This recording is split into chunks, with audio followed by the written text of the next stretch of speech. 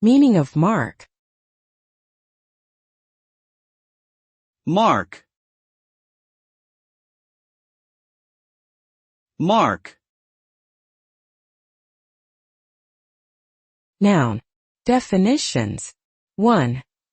A unit of weight or value formerly used in France and other European countries, especially in the Middle Ages.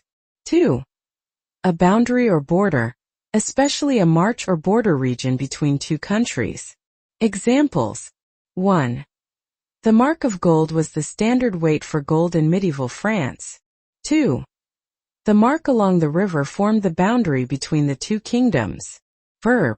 Definitions. 1. To mark or brand something, especially an animal, with a distinctive mark or sign.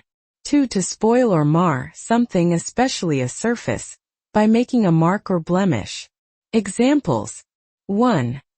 The farmer marked the sheep with a red iron to identify them. 2. The careless painter marked the wall with a streak of paint. Note: the verb forms of mark are now mostly obsolete, and the noun forms are relatively rare and mostly used in historical or literary contexts. Mark. Mark.